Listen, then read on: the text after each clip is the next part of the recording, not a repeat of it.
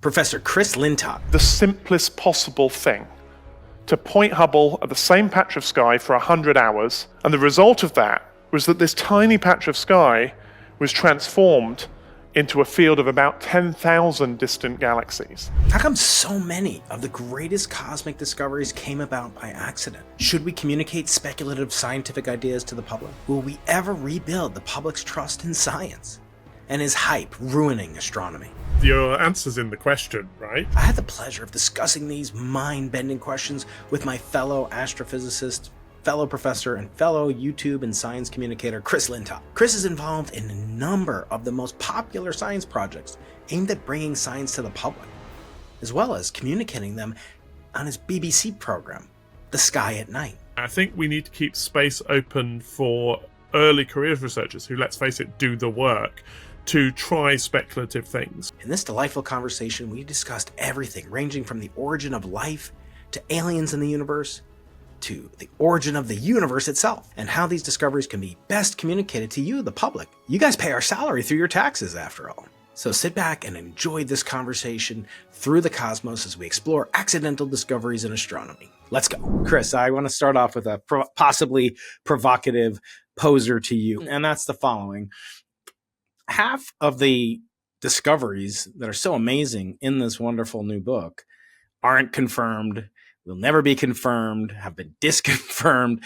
Isn't there a danger in relying on speculation and hype in astronomy, as has plagued many other science branches? I mean, your answer's in the question, right? Yes, obviously, if we accept there's hype and so on, then we have to be careful. I do think one of the problems with the way we talk about science inspired me to write the book, which is that we tend to give the headline result, right? And there's usually some clever person on stage accepting an award or, announcing a result. And it can seem like that was a very linear process, right? That my colleague Bill Keel at Alabama talks about the Hollywood version of science. And the Hollywood version of science is that we all sit in a big and surprisingly plush conference room. No one says anything. And then somebody suddenly goes, "My God, I've got an idea." We go, "Well, we should test the idea." And then we test the idea and it turns out they were right. And the thing is, that's not how it works. And actually, that's not the fun bit. Being right is never the fun bit. So I think one of the things I wanted to do in the book, was show astronomy in action and show how astronomy works as an everyday subject, particularly from the perspective of an observational astronomer, somebody who spends their life not writing equations necessarily and not building simulations, but somebody who is interested in trying to get the best out of the telescopes that we have and to see what's lurking in often the data that we've already collected. So I think that can help with the hype cycle, because if people are seeing the sausage made, then they're more likely to understand whether to eat the sausage or not at the end, to use a slightly convoluted analogy. But I'm interested, your question, I know you're trying to be provocative, but which are the ones you don't think are true? Because I think I would stand by most of the things in the book. Well, I know for a fact, Chris, you don't stand behind Oumuamua as an interstellar garbage barge or a scout mission from extraterrestrial intelligence. Unlike past guest and friend Avi Loeb, you say quite clearly in the book, let me get the quote here, something that it's been debunked thoroughly. So that's extreme hype. I mean, we love Avi, but he's not afraid of displaying a little bit of over. But in the book, Oumuamua is interesting, regardless of the fact that it's probably not an alien spaceship. So the result, so yes, I haven't decided. It would be fun if it was an alien spaceship. Look, this is the thing that I think sometimes when we get talking about Avi's ideas with people, they miss. Like, the rest of us want it to be an alien spaceship too. It's not that we're sitting here going, no, I don't have time for that in my schedule. Though there is a good story about Jocelyn Bell Burnell's discovery of pulsars, where she ends up pissed off, annoyed that aliens might have got in the way of her thesis. But we're not all Jocelyn, right? Aliens would be great. So look, Oumuamua, it would be great for saying, but it's not aliens. It's a sample of another solar system. It was the first of the things that we've ever found. It's kick-started this renaissance, this new set of ideas about what actually turn out to be the most common macroscopic objects in the galaxy. We think there are 10 to the 27, so a billion of these things floating through the cosmos, and we've seen 2 of them. And that's exciting. So to me, Oumuamua the story in the book is that it arrived from out of nowhere. It confounded us. It was perfectly sensible to consider the alien hypothesis, especially if you've read your Rendezvous with Rama and the rest of it. But it turns out to be consistent with being a population of objects that we're now going to get to study. And so I was so excited by Oumuamua that I changed a whole direction of my research and have started working on predicting the properties of these interstellar objects, because I think they're amazing. They're uniquely sensitive to sort of all of astronomy. So to understand Oumuamua, you have to have the star formation history of the Milky Way right. You have to have how stars lead to planets right. You have to understand the dynamics of planetary systems. You have to understand what happens when things go spinning around the galaxy, and you have to understand how the solar system interacts with all of those things. So it's a fun, challenging problem that until Oumuamua turned up, no one had bothered to think about. And now there's a group of us who are working on this. So yeah, not an alien spaceship. I thought the one you were going to say, though, was I've had some comments about the chapter of the book about phosphine on Venus. That's my next one. Yeah. My next one is phosphine. Then it's well, I'll quote you the quote that really kind of stuck in my craw, so to speak, as we say here, over in the former colonies. It's all right. I speak American. I'm bilingual. It's fine. Oh, okay, that's great. Yes, and you have multiple copies of each one of your books. And she told you immediately, I quote, that we quote might have found aliens. But I think even then, I mean, Chris, that was the least, likely explanation even back then. So phosphine, I've had on Sarah Seeger, I've had on other experts in that research. So I want to get your take. When you look at this and you see it an astronomer, be it, and let's conceal their name so we know it's not Avi. I don't think we need to necessarily in this case. Okay, but fine. That's fine. I mean, she's an eminent astronomer and I'm very familiar with her work. But, when they say the first thing you jump to, you have to be quite cautious, right? So how did you react to that? I mean, did you say, wow, I'm really excited? Let's have some context, right? So this is Jane Greaves in Cardiff, who led the group who had gone looking for phosphine with first the JCMT on Hawaii and then followed up with Alma. And Jane I've known for years, so I should say she's she's a bit more senior than I am, but we became friends during a disastrous observing trip to Mauna Kea, where the weather was so bad, neither of us got up the mountain. And so we sat in a bar and drank for most of a week, which is how most trips to Hawaii. Yeah, exactly. Yeah, it's the most miserable holiday. We were the two people who were sulking about the fact we were on the beach. But so Jane had gone looking for phosphine more in hope than expectation. It was the sort of proof of principle thing. And she did it explicitly because it is a biosignature on Earth. It's a thing that's only produced by life. So, it wasn't that she had some hypothesis about the chemistry of Venus that would lead you to suggest those fossils. She went looking because on Earth it's a sign of life. And then, slightly to her shock, they found it. Like, there's the signature there. And we'll come back to whether it's real or not in a sec. But what do you do at that point? What do you say to whom? Now, the quote that you have was from a day-long interview that I did with Jane. And the story is that I was worried that, Jane would be hyper-cautious, that, there's a story that makes sense, which is we have detected signs of phosphine on the atmosphere of Venus. It's in the upper atmosphere. There's this nice intriguing bit that it's in a part of the atmosphere where the temperature and pressure is rather similar to that here on Earth, though it's still very acidic, so it's not Earth-like conditions. And, you can imagine a sort of technical fudge. But the reason, with my journalist hat on, we were excited. The reason anyone was excited about this discovery was that it is a biosignature. And so I needed Jane to at least say that. And the fact that at the top of the interview she said it might be aliens was very important. But when they presented their work a couple of days later to the world, Jane in particular was very careful not to claim aliens. The excitement here is that there's something on Venus that we don't understand. And there is her team, I think, have some internal tensions. There are people who are much more gung-ho about the alien explanation. People who, the alternative is volcanoes and weird chemistry, right? And so it's about how well you think we understand those things. We had a marvelous, I wish I could remember his name. We had a marvelous time with one of the chemists on the team who'd come to be interviewed. And you have to understand, this is post-lockdown. So we're in the Department of Physics at Cardiff. It's empty. It's like, we're wandering around, Jane's wearing a dinosaur dress talking about aliens. It's like some low-budget post-apocalyptic British movie that will later be made into some Hollywood blockbuster with other people starring. But that's what it felt like. And her chemistry colleague, William, I wish I could remember his surname, turned up and he bought his guitar. And so we did a serious interview and he said, I've written a song about this. And we said, okay, well, we'll hear the song. And it turned out it had about 30 verses about his journey to discover life on Venus. So he was pretty sure. Anyway, I think actually that group did a really good job of standing on stage and saying, we found a thing. We don't know what it is. Here, it's a possibility, and I actually think they threaded that needle really well. And I hope I say that in the book. Now, they immediately got 17 types of people jumping on them, reanalyzing the data, and arguing that not only is it not aliens, that the phosphine doesn't even exist. Right. And it turned out there were mistakes in the pipeline, the software pipeline that processes data for ALMA that hadn't been found before because no one had looked with enough scrutiny.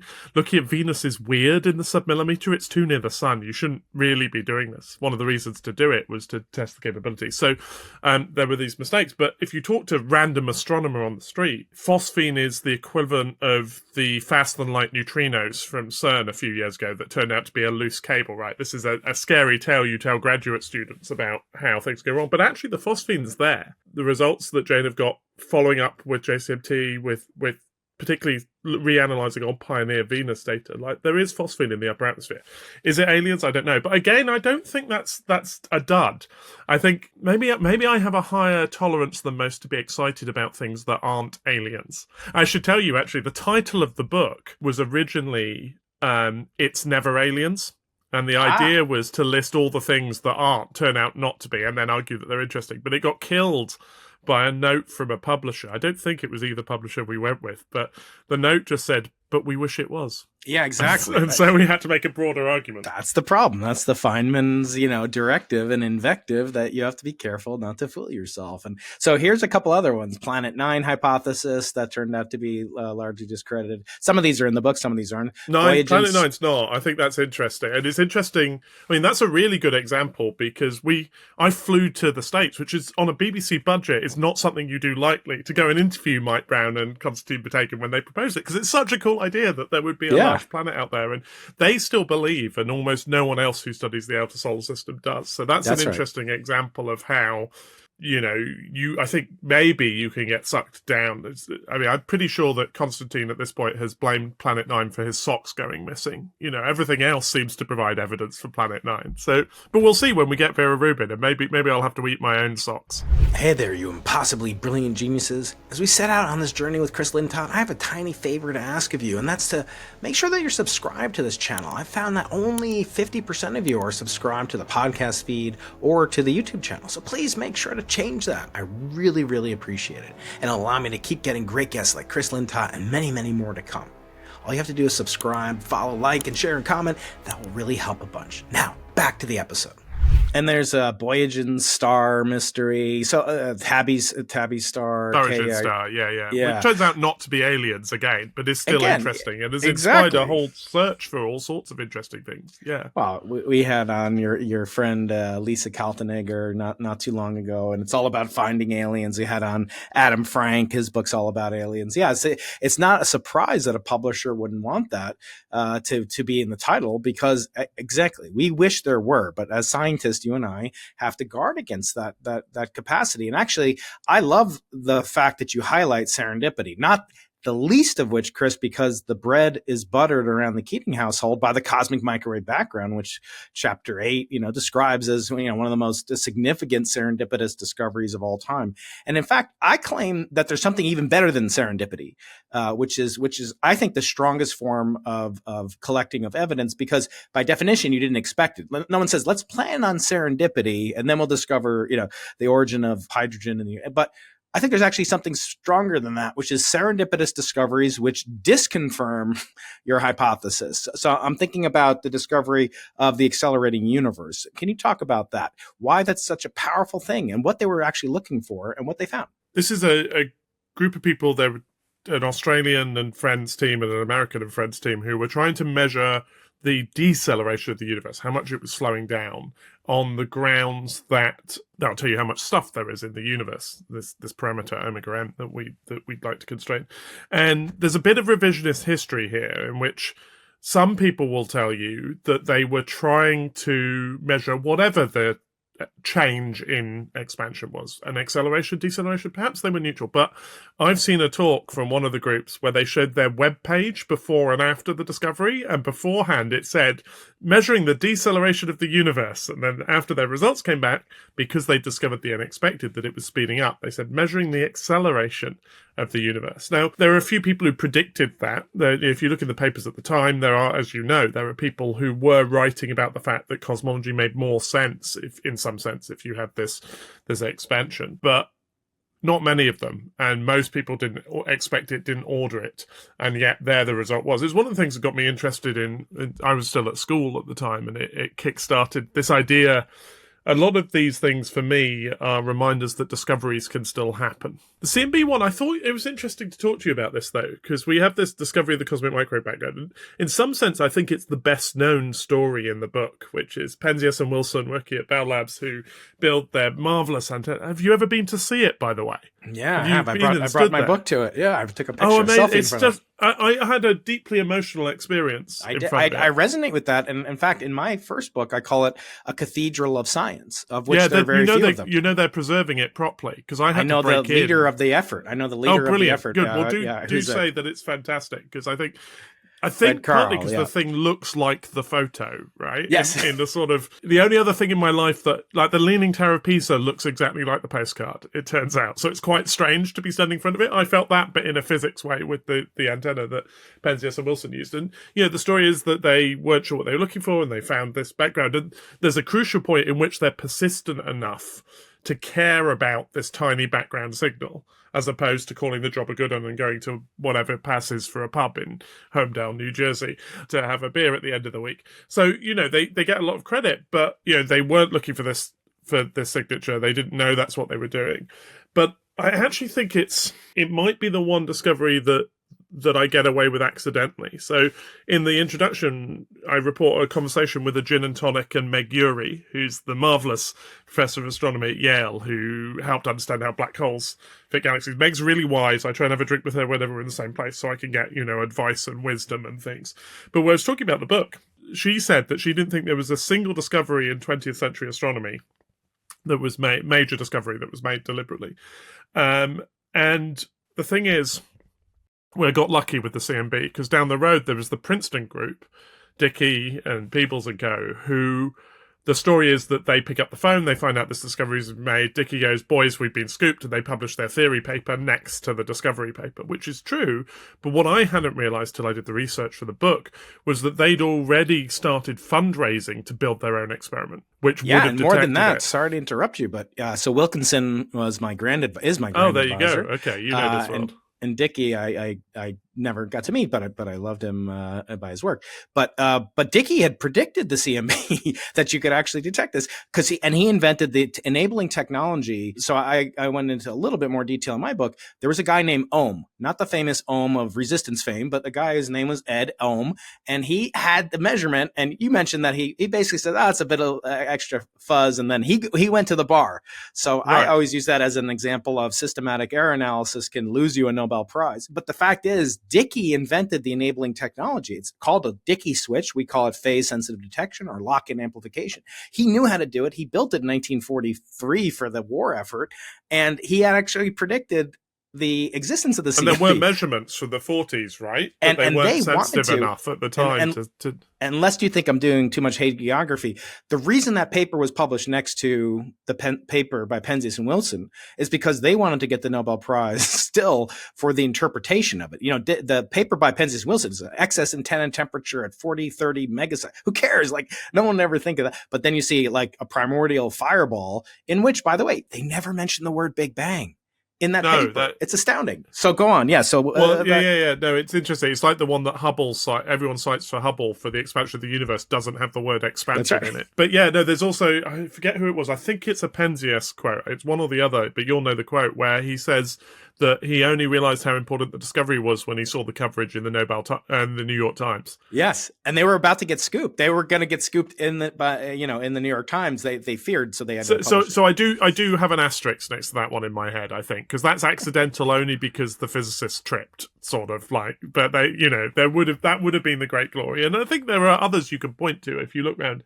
I mean, the other great one that's not in the book, that's obviously not an accidental discovery, is the great triumph of LIGO and the gravitational wave observatories that have been built, which is 40 years of grinding away at a difficult problem, hoping that at some point you'll see something. And so that's sort of traditional physics as we're taught how it's done, right? But the rest of it, this buzzing around in astronomy, I think it is a lot more fun sometimes.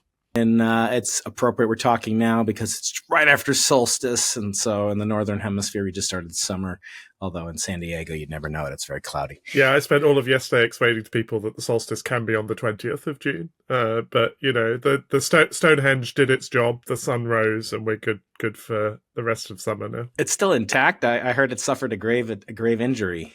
It got sprayed a bit orange. There's a long tradition of using Stonehenge for protest. But the henge scandal that people should be paying attention to is twofold. One is Stonehenge is not a henge for some technical archaeological reason. It's to do with the height of the ditch inside and out.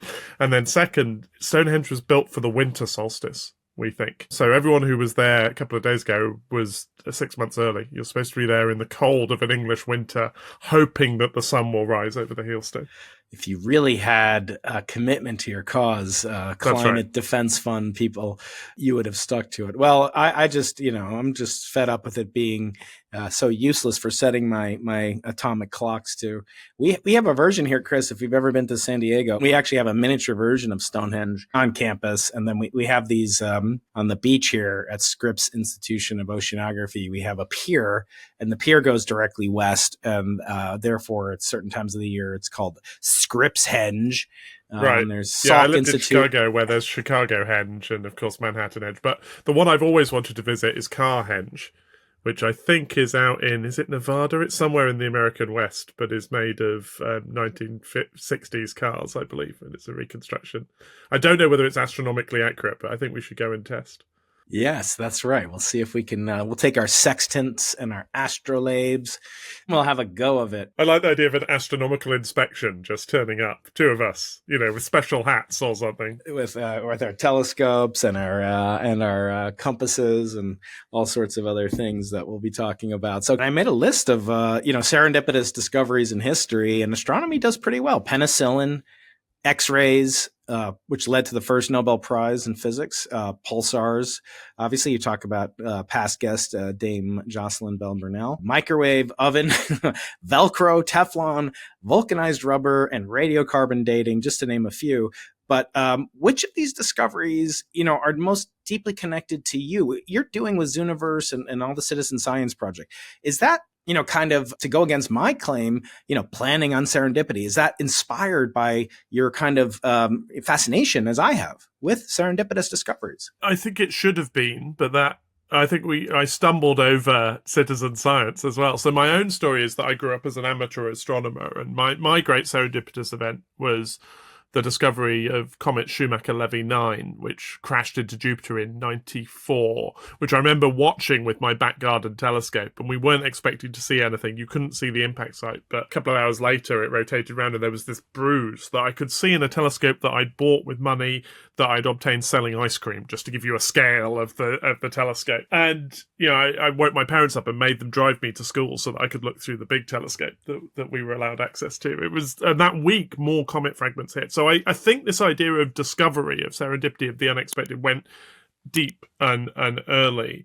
But then as I grew up and dabbled, got into professional astronomy, I learned that people do things with surveys now, that astronomy is occasionally going to Hawaii and having drinks with Jane Greaves, but mostly involves downloading data and making plots. I did an astrochemistry PhD with a side helping of cosmology with Ofer Lahav, working on large data sets, and then started working on Sloan, which has had a database of 1 million galaxies, right? And you studied their properties by making plots out of careful cuts through that database. And it was that effort that led to Galaxy Zoo, so the first of the citizen science projects I ran, where I got told off, actually. I came for a job talk here in Oxford looking for a first postdoc, and I got about 3 slides into my seminar, and I said, we've divided the galaxies into blue and red, and that's spiral and elliptical. And about 3 people in the room stood up and started screaming at me, because not all red galaxies are elliptical and not all blue galaxies are spiral.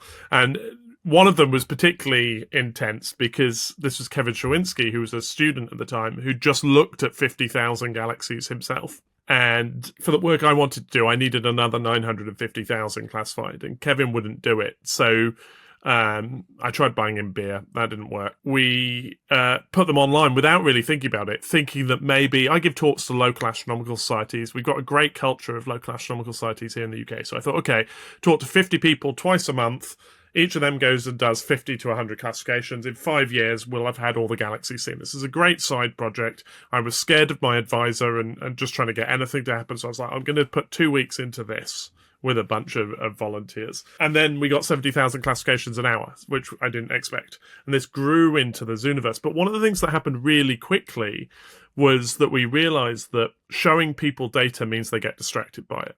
And so people find things that you're not expecting. The early example from Galaxy Zoo was that in my naivety, we'd said, you might find some rare things like ring galaxies, these nice, beautiful things like the cartwheel. If you find them, drop us an email. And it turns out about 3 to 4% of all galaxies are rings. So we got quite a lot of email, which we eventually turned into a systematic search for these things. But it was this crucial idea that people, and we can talk about some of the examples if you want, but people realized that they could get distracted by things. And so we had, my favorite example, still the green peas, these small round background galaxies that were discovered by the volunteers that turn out to be dwarf galaxies that are turning all of their gas into stars for reasons we don't really understand. They may be the local analogues of what's happening, what we're seeing in some of these James Webb JWST pictures in the early universe. These might be the last galaxies to go through that process.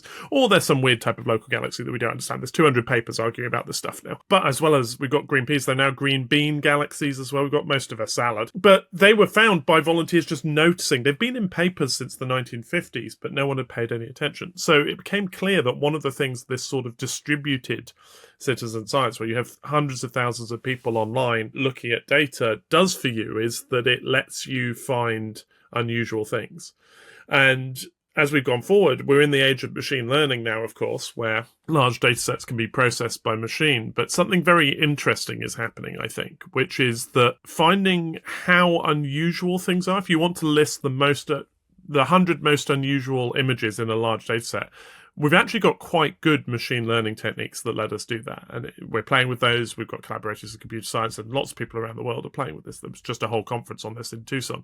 But being unusual is not the same as being interesting, and as I know from my teenage years. And so, identifying whether something's interesting or not is a very human thing. And the bit that we haven't cracked yet is how to quickly identify unusual, interesting objects.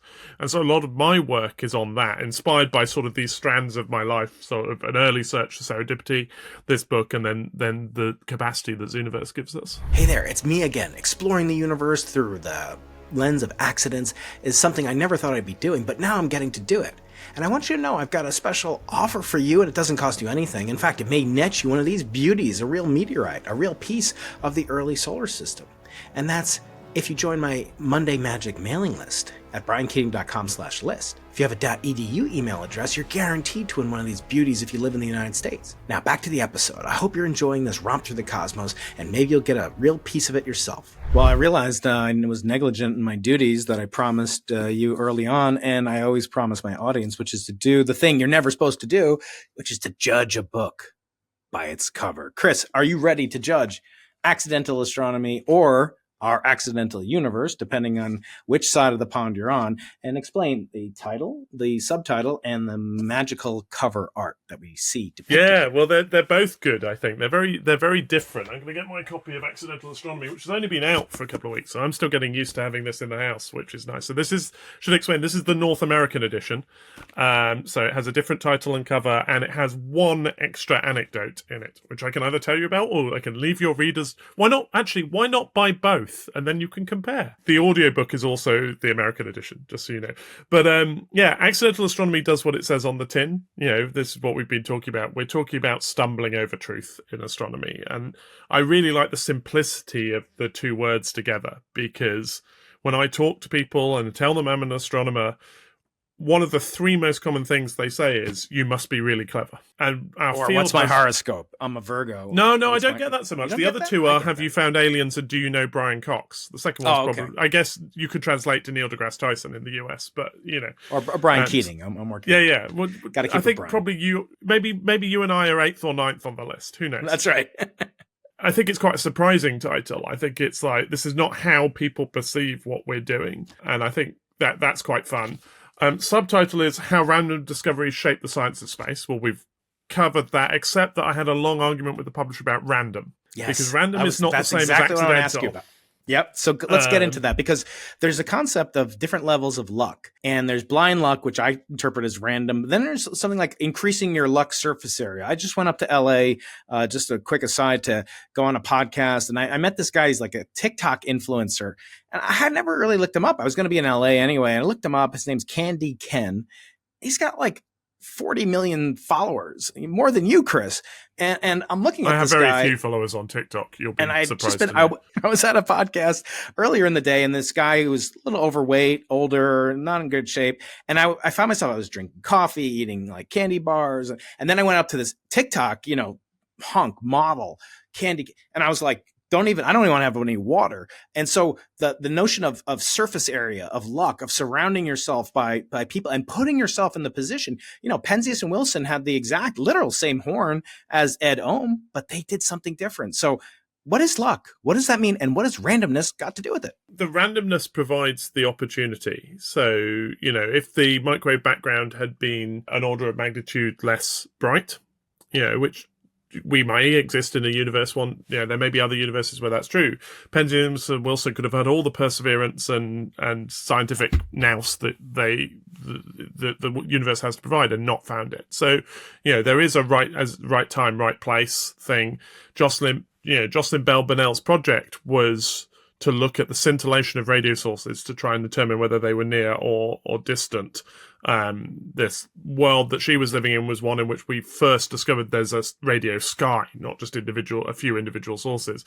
It was, in some sense, blind chance that she managed to find the pulsar that made her famous. And actually, for Jocelyn, there's this other slice of luck that I really like, which is that having discovered this source, which repeats really rapidly, they were worried that it could be something to do with the telescope, the antenna, the electronics.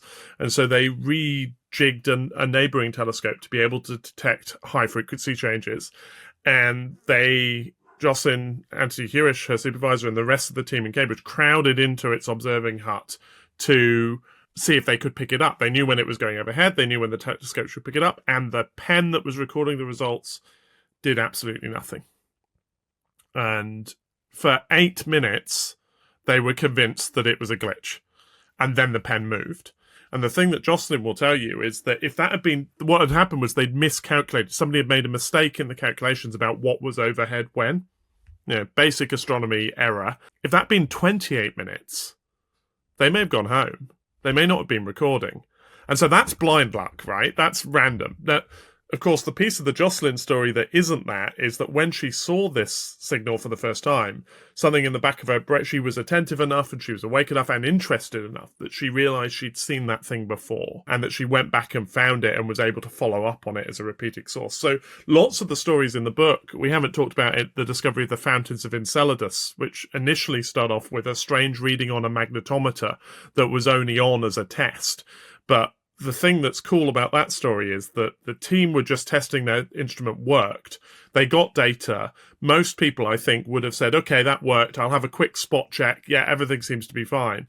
They did a complete dry run and reduced the data as if it was going to be interesting. And then it turned out to be interesting. And then they went and advocated that maybe we should fly back and turn the cameras on, or on the next pass, we should turn the cameras on and have a look. So lots of these stories have, yes, you need to be the random chance, but the reason we're hearing about the story is that somebody had that sort of persistence and ability to follow up. And I think one of the things that, we're away from the cover and we will get back to it, but one of the things that Actually, I can pick up, if we look at the UK cover, this is Our Accidental Universe, because I think it sounds a little more sort of British and pretentious. But one of the things I love about this cover is you have a variety of interesting things. At the top, there's Enceladus, and there's Oumuamua and a few other things. But you notice the telescopes are all looking the other way. They're deliberately looking away from the interesting stuff. And I'm slightly worried that in today's astronomy, we've got very bad at giving ourselves time and space to follow up on the unusual. Like, as things have become more efficient, it's much harder to chase the unusual. And so there's a subtle message for professional astronomers in the book too. I'm upset at you and your publisher for not putting penguins on the cover. I mean, how do we talk about phosphine and not talk? I actually just went to, we have a local aquarium here called the Birch Aquarium, and they've got these penguins here, and I'm thinking of naming one of them, donating the money to name it phosphine, because I just think that's incredible. I got a call. I used to work at the Adler Planetarium in Chicago. And if you know Chicago, just down, as I think you do, just down the road, there's the Shed Aquarium. Yeah. And for a while, the number one reason, I think it's better now, but when I was there, the number one reason people gave for visiting the Adler was that the line for the aquarium was too long.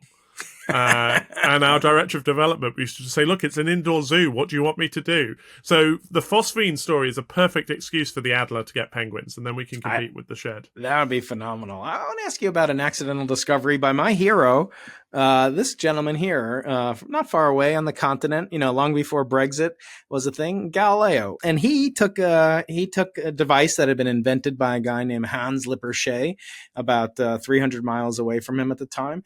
And he did something that old Hans didn't do. And I want to ask you, what, in your opinion, as an expert master of explaining the sky at night, why do you think that good old Hans never went like this and then like that at night? I mean, it's inconceivable that for 7 years, it took 7 years before anybody thought to take this thing above the horizon, the Perspekulum tube. Why do you think that was? Well, I think the story is more complicated than that, and I should say I'm not a historian of that period at all. So this is stuff I've picked up rather than any deep expertise. But it's true that you have to realize that Lippershey wasn't the only person who invented this idea of putting lenses in a sort of interesting order to allow you to see distant things cropped up. It was motivated by a technology development. Producing lenses had become cheaper and easier. So across the continent, there are people who, we think Lippershey was first, but there are people who have their claims to get there fast. So these things were all over the place. And then the other thing is that Galileo wasn't the first person to look up. There are other records of people doing it. So in the UK, we tend to talk about Thomas Harriot, I think his name is, who mapped the moon around the same time that Galileo I think it was the same did. day. Yeah, I think it was the same day. Yeah, exactly. Talk about getting scooped, right, Chris? Because you're right. Once you've got the instrument, it's an obvious idea, right? But I think what Galileo had was a publishing network, right? So he was, in a way that lots of these other people weren't, somebody who was thinking about science, who was making money from science. He had patrons who were funding him to do what he would have called something like natural philosophy, but we'd think of as science. And so he was the first. So he had the better publication record and was plugged into the network of quite aristocratic people. So there's an interesting thing in this country, what happens in the UK. I know a bit about this because I was mixed up. I was on the board of the Royal Observatory in Greenwich for a while as part of its museum existence, and everyone should go and see it. But here, the people making the lenses are tradespeople, you see. They're doing it for military purposes, for on commission, but they're basically people who work for a living.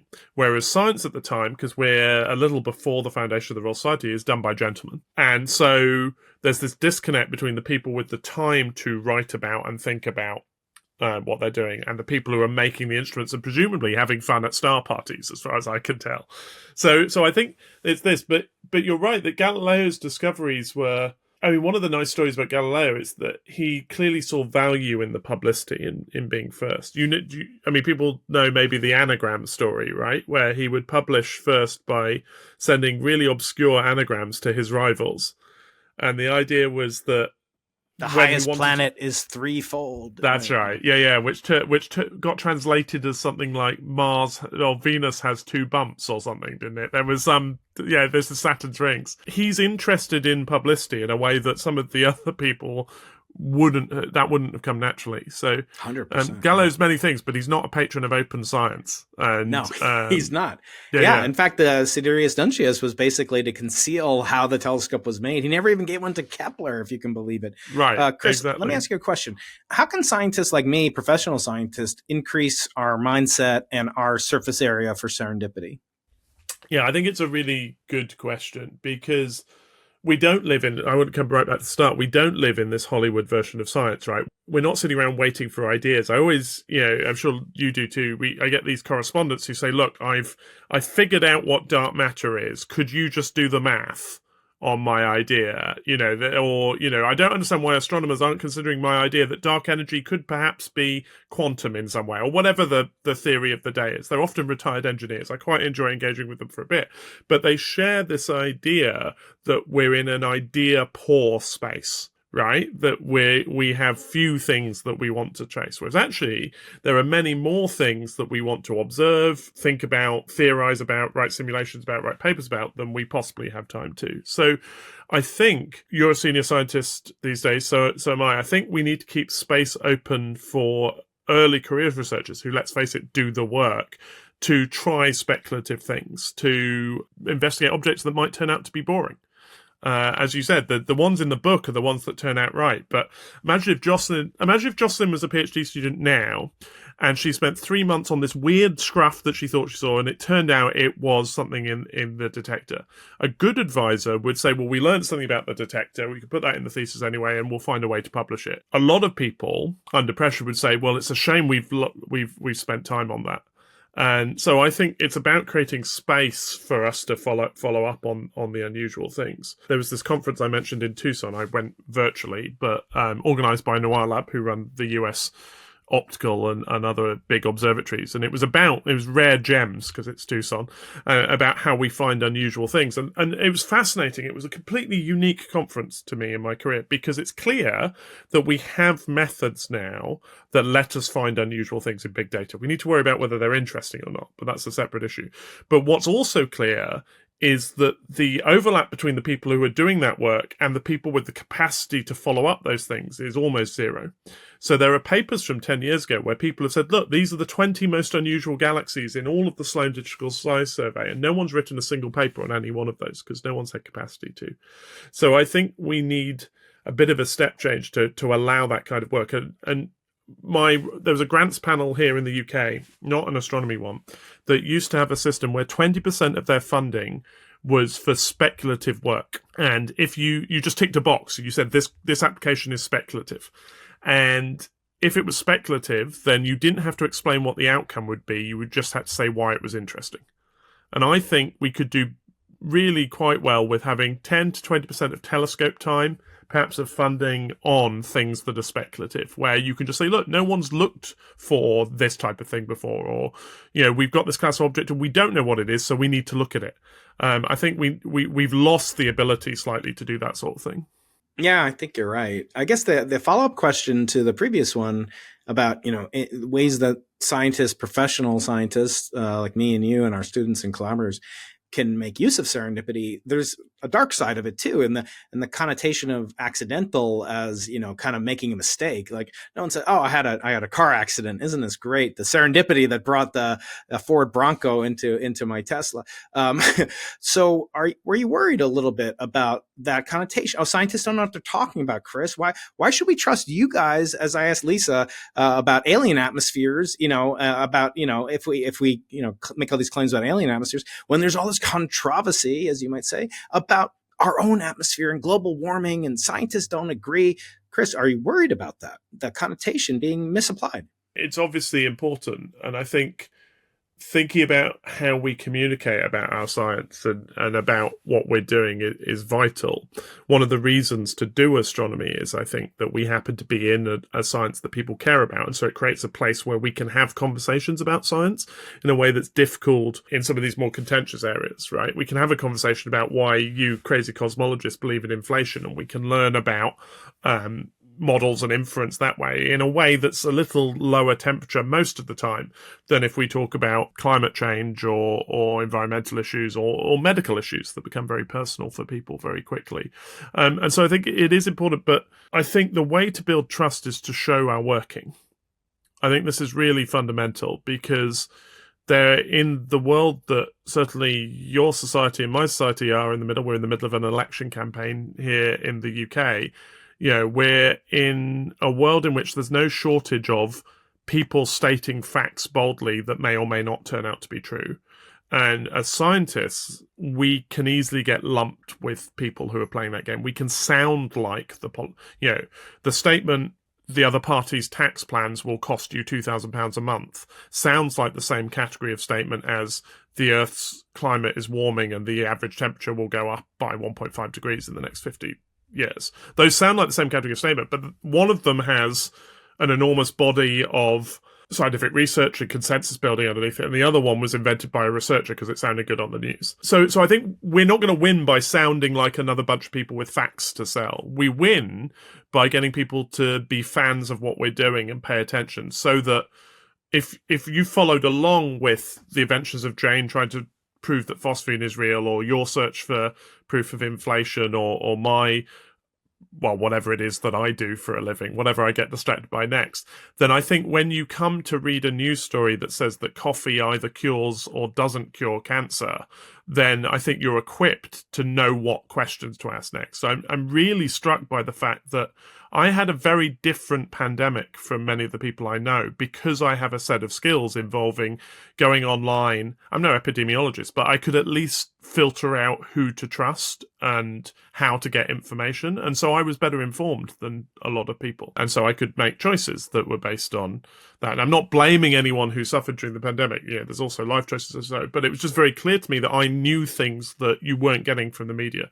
And so I think we in astronomy, by demonstrating that, can get people to the point where they have those skills. One of my favorite aspects of the book is when you talk about the Hubble Deep Field and the origin of that as sort of, enforced serendipity or something like that. But I don't want to talk about that. I hate when I'm interviewed by podcasters and they say, can you explain the whole book in such detail that, my readers and listeners don't have to buy it? We should just say that the Deep Field is a great story, and it's not one, I knew bits of it, but I didn't know the half of it. And so that was another one that was fun. Yeah, you explain it so masterfully. I learned a great deal. And I thought I knew it, but I want to talk about it in the context of challenge again to the scientific orthodoxy, big cosmology, big NASA. With the James Webb Space Telescope, which made its own version of the HDF, we now hear claims that the Big Bang never happened. Or I'm running an interview with Rajendra Gupta, University of Ottawa, who claims the Big Bang happened, but there's also tired light, and it occurred 26 billion years ago, not 13 billion years ago.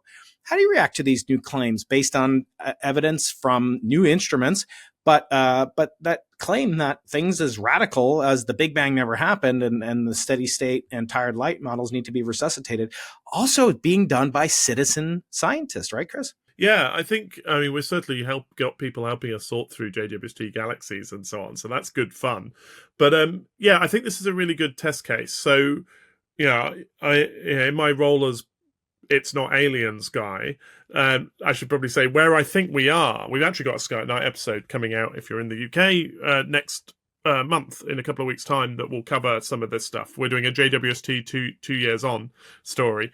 But where we are is that we found, like we did with the Hubble Deep Field, that the early universe is filled with galaxies that are brighter than we expected. They've got more star formation. They have black holes, large black holes earlier, and mature stellar populations earlier than many people would have expected. So this is fascinating and really exciting. It's fun that it's the same mistake we made with Hubble 30 years ago. 30 years ago? Blimey. Yeah, 30 years ago. So you can explain that by saying we don't understand star formation and galaxy assembly, or you can start to, the fun one, the one that everyone wants, because again, we want things to be wrong, is to start fiddling with cosmology. But what's been really interesting is that there's been a whole variety. One of the fun things about it has been that different groups have got different parts of this story, and lots of them have got publicity, and people have, I think, followed along in the way that I'm advocating. But certain headlines have really flown. I haven't given a talk in the last 6 months without somebody asking me about that study that the universe is twice as old as we think it is. And, I don't think the authors, I don't know them personally, but from what I've seen them say, I don't think they disagree with the statement that we have nowhere near the evidence we need for that to jump to such a radical conclusion, right? Maybe they would, but I don't think we're there yet. But again, we're bad at talking about types of evidence, right? So it's a bit like the phosphine story. That got reported in some places as we might have found aliens. This is being reported as cosmology has been overthrown. Actually, we've got some galaxies doing some interesting things that we don't understand. We've got some molecules that shouldn't be there in Venus, and that a complex model needs adjusting somewhere. And now the fun bit is to work out which spanner to turn which bolt with. So, but it's certainly been true that the media, usually I'm a defender of the media in these things, but in this case, I think the media's jumped very quickly to cosmology is broken. Sometimes with some prodding from our colleagues.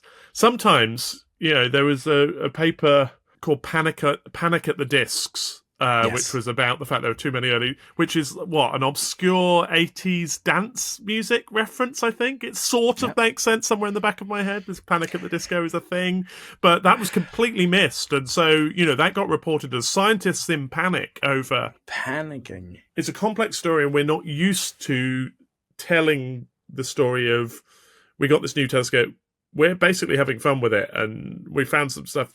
The fun thing about these galaxies is that we've got such good data that, slightly to people's frustrations, I think, we have to study them individually. Like, they've all got a history and a story of their own. So whereas, I think beforehand people had prepared for, we will collect a box of red blobs and we will plot their overall we'll measure their star formation rate, right? And maybe they'll all have the same star formation rate. And then we'll know what the star formation rate... Actually, it turns out, just like the local universe, there's a whole variety. And so we're having to take them out of the box and sort of look at them closely and write a paper or two on each one. And in a few years' time, we'll know what the general rules are. But it has proved this marvellous and complicated story that no one was really ready to talk about. Right, which is what makes it fun. Exactly. These are the fun bits, right? Yeah, I always say the flaws lead to new laws. And we find some lacuna in your previous understanding. That's the most exciting thing. Not like, yes, I've confirmed my hypothesis to 7 decimals. That's right. But of course, there are many laws at play here, right? So jumping to yeah. fundamental cosmology doesn't quite, we've only, one of the fun things is star formation is one of those things in astronomy, whereas if you write a one sentence description of how stars form, we know that. If you try and write a paragraph, it's all wrong. You have to write a textbook. So there is this stuff. Hey, there's a good chance you might be a scientist or an engineer aspiring to be, maybe going to school, graduate school, or after school, or maybe you're a professor like me. If you're wanting to learn the greatest tips and ways to become your best scientist, you might want to get my book, Into the Impossible, Think Like a Nobel Prize Winner, with a foreword by my friend Nobel laureate Barry Barish. In it, we describe an incredible series of tips on how to collaborate better, unlock your creative genius, and get over common pitfalls like the imposter syndrome. I hope you'll take a deep dive into it, and I know you'll enjoy it. You can read a free chapter at my website, briankeating.com/books, and you can buy it at amazon.com in ebook, audiobook, or in physical hard copy or paperback form. Thanks a lot. Yeah, I mean, I likened it to, and I went on a Joe Rogan podcast about a year ago and talked about this controversy.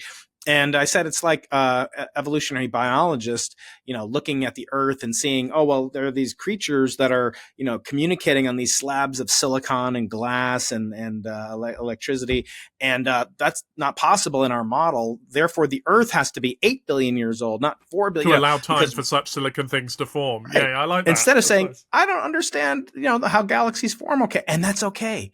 But sticking with this theme of being, because I have a lot of skeptics. I have the brightest audience in the known universe. Apologies to your audience, but they ask a lot of questions. I want to get to those questions. But one of the things that comes up a lot, Chris, is this notion of, well, you guys in astronomy, cosmology, maybe you'll pass the buck to me. pass the pound. I don't know. Do you say that? But We'd still say pass the buck, weirdly. Pass the buck. Yeah, good. So, as you should. And so they'll say, well, you guys don't know what 95% of the universe is. Well, why should we trust you on anything? I mean, dark energy, give me a break. Dark matter. These are like placeholders. And I've talked to, Bob Kirshner coined the term dark energy. I didn't talk to Zwicky, but the point is clear. We seem to have more that we don't know about. How can we be trusted on things that we do claim to know about? Yeah, I think that's, but I think that's a fair enough point. But I think it misunderstands slightly what it is to know something, right? So, because it suggests that we think we know that there is a thing called dark matter. Whereas, I just gave a lecture. I give lectures, they're online, or they're on YouTube, for an organization called Gresham College that since the 16th century has been giving lectures in the same 7 subjects, one of which is astronomy. So I'm the 39th professor at Gresham doing astronomy. But now they're on YouTube, which is not something that Christopher Wren was able to say when he was the 6th. But other things on his resume, right? Yeah, indeed. He did right? very little astronomy. He got distracted by, building St. Paul's Cathedral. London, yeah. He also, anyway, that's a whole other story. But I just gave it'll be online soon. I just gave a talk about your world, about CMB and cosmology and so on. And I started by sitting on the edge of the stage and just saying, look, physics is hard, but it's not hard for the reason you think it's difficult. You think it's difficult often because no one's had the idea about what dark matter is. But actually, what's hard is we have all these constraints from many different measurements that tell us what dark matter can't be. And so if you want to replace if dark matter is the idea that there's a sea of small neutral particles that fill the universe and account for most of the matter, if you want to replace that with something else, and lots of us would like to fiddle with gravity a bit, or prove Einstein wrong, or have colliding universes, or whatever your theory is, that's fine, but you have to not break the solar system. You have to explain galaxies. You have to explain galaxy clusters, which are different scale. You have to explain the cosmological model that seems to explain everything that's happened since the CMB. And doing all of those things at once, down to the level where we get into obscure arguments about whether the insides of dwarf galaxies have slightly more or slightly less matter, because it turns out that's a really specific prediction of the dark matter model. So we are stuck with dark matter, quite literally, because we're pushed on all sides. And every time we come up with an idea, we might have fun with it, we might play with it, we might see whether it could explain one aspect of the universe. But the reason we're still on dark matter is that we're sort of constrained by the observations, because we've got really good at observing the universe. Dark energy, I think, is a bit different. I think the evidence for dark energy is exactly as I've described with dark matter. We have these observations that tie together, that tell us that something that seems to be making the universe accelerate in its expansion is there and is real. There, I think we do need a theorist to come along and have a big idea. The Lintott-Keating field has yet to be discovered, or whatever it is. Sorry, the Keating-Lintott field, because you can do most of the work. Let's go alphabetically. Yeah, fine. Okay. Fine. We don't know what the Keating-Lintott field is, but we need to have that is a place where there is a big idea waiting to happen. But the idea that we think that there's a dark matter particle and believe that isn't quite right. It's that all the evidence is best explained by that, but we're open to new ideas, but you've got to explain everything. I always say, well, at least dark matter, we have one example of dark matter. It's called a neutrino. Weakly interacting and massive. So until you can do that with your MOND or anything else, we can wait. We have claimed a serendipitous discovery recently that may excite you, and maybe we'll talk about some other time. But we've claimed to find tentative hint that the Crab Nebula, the pulsar that you talk about in this wonderful new book, that its polarization axis is slowly changing on a timescale of about 2 months, and there's no astronomical explanation. We can't think of something that's coherent on 60 light days timescales. So that would be some effect that's happening while the light's traveling towards us, presumably. It could be, but the interpretation that some have used, I'm cautioning people. I've had You're some. doing as exactly you may what you said. You criticised Jane and Co for saying we found an observation. Is it aliens? Is it aliens? I did that, Chris, in this book, or my colleagues and I in Bicep did that. We were very much premature. No, we're actually saying the opposite. We're saying we're interpreting it as some either systematic. It's only 2.5 sigma, but we're interpreting the variation, the wobble periodicity of the polarization axis as some unknown systematic that we are dealing with, maybe some local contamination, maybe there is some harmonic resonances, with the lunar cycle. We think we've ruled a lot of these out, but some have claimed that this is the technique that you would use to search for axions. Axions they modify the electromagnetic potential here on Earth, not in the cosmos, and they could distort the polarization. Because people have played this game towards the galactic center before, right? This is the people have looked at sources down there. Yeah, well, we've got lots of pulsar measurements, right? So this is fun. And so if we're wrong that it's not that, we learn something about pulsars. I mean, which would be incredible. This object that you mentioned is the oldest, continually studied object in astronomical history from 1054. Again, we're trying to be cautious about it. We're trying not to overinterpret it. I want to ask you, you're renowned for explaining things as an educator. How do you balance, kind of the passion that you have for telling stories? I mean, you're one of the most legitimate, highly published, highly cited scientists in the world right now. How do you balance that? I get a lot of grief. Real scientists shouldn't do that. Our friend Carl Sagan never got into the National Academy of Sciences here because he wasn't considered as serious, even though he was an incredible scientist. But Chris, how do you balance the outreach you do and also make time for your students, your teaching, your hardcore, very, very hardcore research? I think it's easier here in the UK, actually. I think there's a culture which is spreading, I think. You could look at people like Katie Mack in Canada as well and so on, where universities and institutions that employ people to research and teach recognize that part of the mission has to be to inform and educate as well. And so in the UK, there's a technical thing where all the universities are assessed every 7 years. It's a terrible waste of everyone's time. But nonetheless, a third of your marks goes for your impact on the world beyond your research and teaching. So lots of us in the UK who have dual careers like this have been able to find positions and be supported because we bring in money for the university that way. So there is this culture. If you go to the Oxford Physics Department website, I can't remember the mission statement we came up with, but it has 3 things in it. It's we do world-leading research, we educate the next generation of physicists, and we engage with the public. So it's just seen as something that we do. How I find time for it all, I don't sleep a huge amount. But that's mostly because I find the whole thing fascinating. And as you'll have seen, I hope in this conversation, my engagement is mixed up with the research that I'm doing. And I think that's been a nice thing ever since Galaxy Zoo and Zooniverse, that I couldn't tell you a lot of the time whether I'm thinking about public engagement and writing a book or whether I'm thinking about grant proposals and the upcoming Rubin Observatory. So I think I am lucky that they combine in those ways. And being an infinitely distractible astronomer, I think I currently have 3 separate research projects that started on the set of TV interviews where I got distracted talking to the person and got told off because we went down a rabbit hole, as scientists do when they start talking.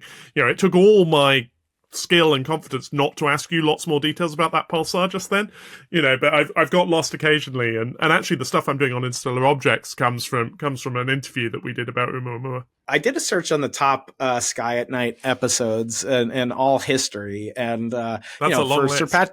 It is a long list, but you're in the top 3 or 4, Chris. I want to ask you about the Unveiling Titan episode from February 2005. Tell a story about that. What was it like to get 45 minutes of data from Huygens, and you were at the center of history? I was, and I wish I'd ironed my shirt going back and watching that now. It was very early in my TV your career. Hair, Chris. I was at Mission Control in Darmstadt for Huygens. So Huygens was dropped off by Cassini and landed on Titan. And there's a pre-story that a couple of months before we got the first Cassini images of Titan that had been tuned, so we could see that there was stuff on the surface, that there were features there. And Huygens came down through the clouds. We knew that it was sending back data, and it was supposed to last for a few minutes, and it actually stayed in touch with Cassini until Cassini disappeared over its horizon. So it's 45 minutes. I remember people's astonishment that they'd got this much data. And then there are a few good stories from that night. So one of them was we got called to the canteen to see the first images of Titan come up on the surface, and there would be more to come. We'd get all the download from the display, but to see an alien world for the first time in the company of the people who'd made the mission happen incredible. And they were exactly as you'd want a bunch of scientists to be. They weren't paying any attention to us. The image came up on the screen and immediately they were like, right, what scale is that? Why is there a crack in that rock? Is that liquid in the distance? Like, no, it can't be. What? Hang on. And they're pulling up specs for their camera, and it was just wonderful to see. It was great. But then I went outside and there was this queue across the car park. And at the front of the queue, there were some local German amateur astronomers who'd set up a telescope and were pointing at Saturn. And I just stood near the head of the queue, and there were all these people, the engineers, the scientists, who'd made this mission to land on Titan for the first time happen. I think none of them had seen Titan before. And they were all looking through a telescope, looking at Saturn, being impressed by Saturn as one is when one looks at Saturn, and then going, that dot, we've just landed there. So that was fun.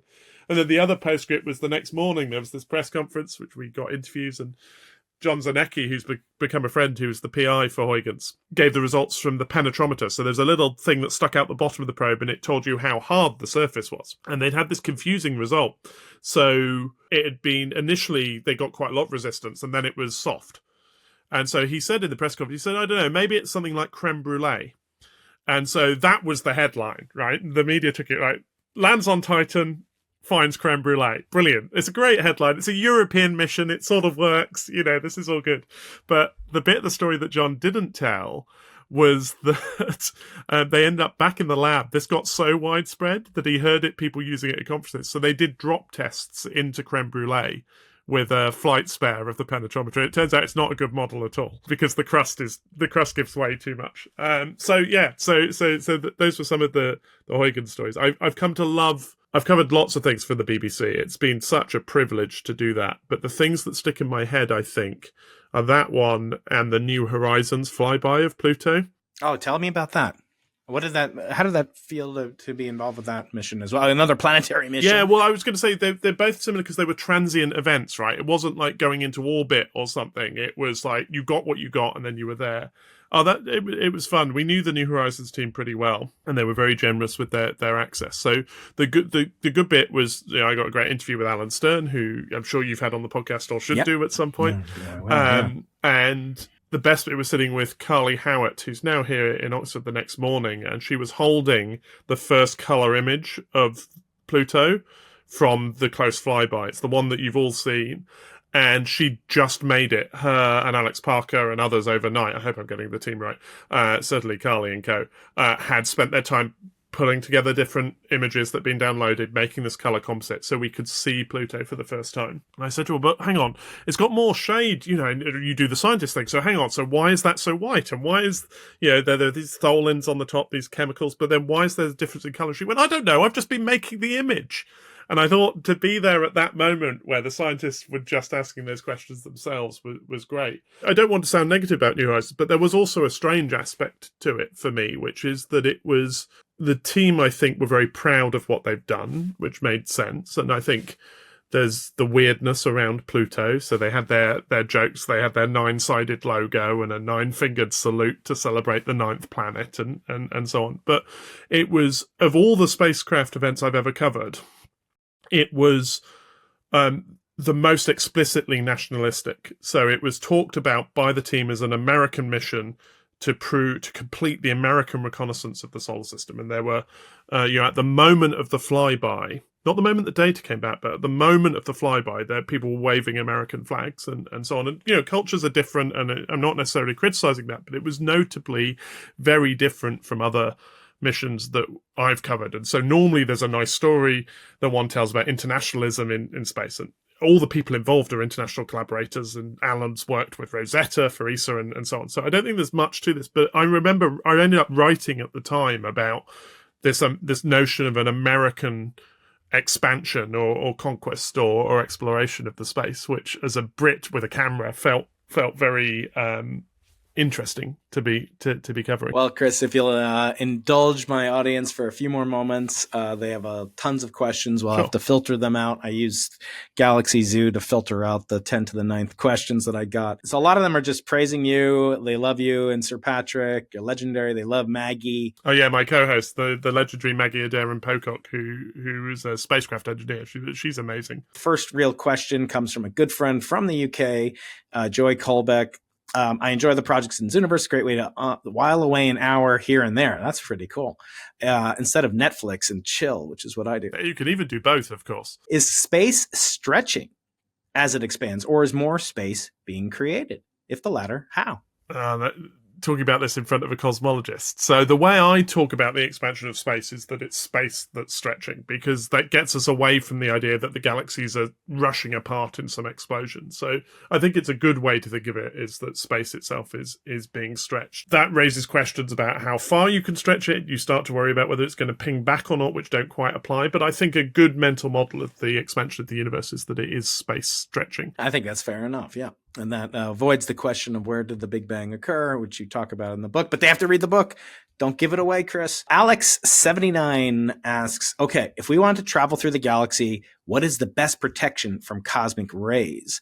And the second question, can we build a spacecraft that protect the astronauts and allow them to function? Thanks. Peace. Love the Gresham videos. You do a great job. Great. I'm glad to hear somebody looking at Gresham. I think if you could travel through the galaxy fast, you can use the same magic technology that's propelling you at close to the speed of light to protect from cosmic rays. So let's assume, like Star Trek, we have a magic shield. In the absence of that, I'm assuming you're building a big generational ship, like that you're going to be in for thousands of years, and water is a good shield.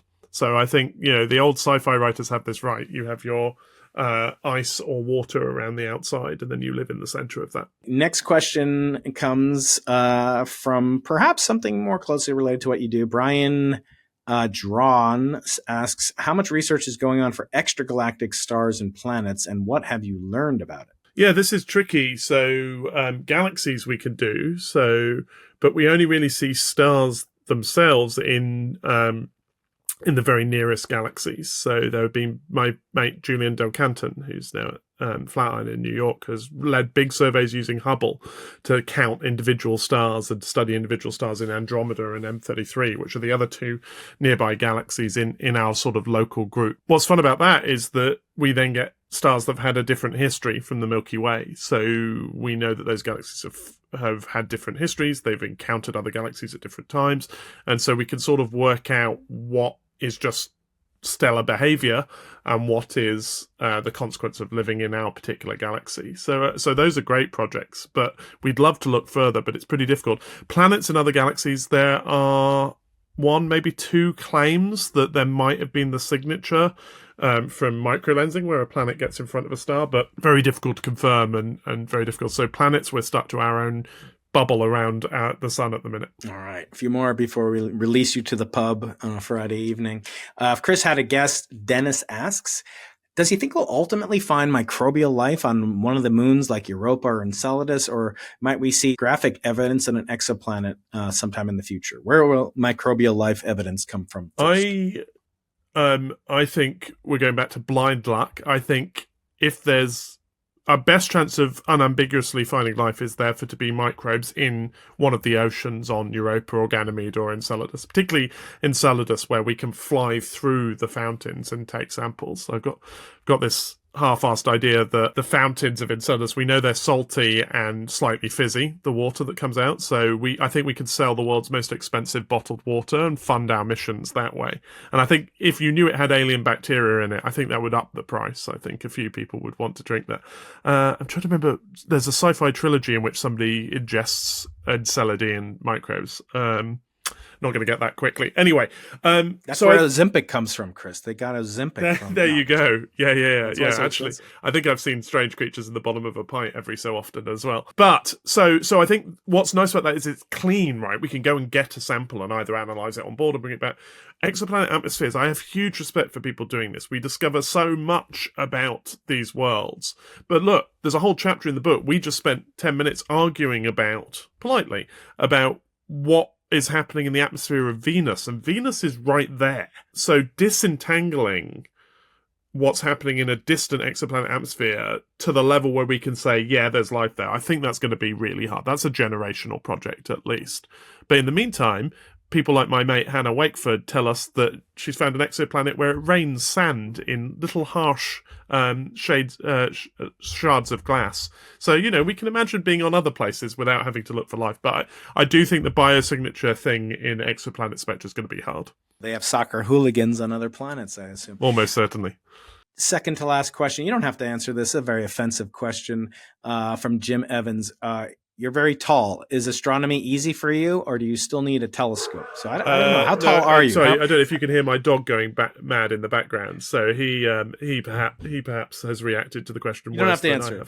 No, if I've seen further, it's because I'm standing on the shoulders of giants, even at 6'4". Let's go with that. Very good. You're echoing and aping our good friend Isaac. Okay, last real question. This comes from a viewer named Justin Pyle.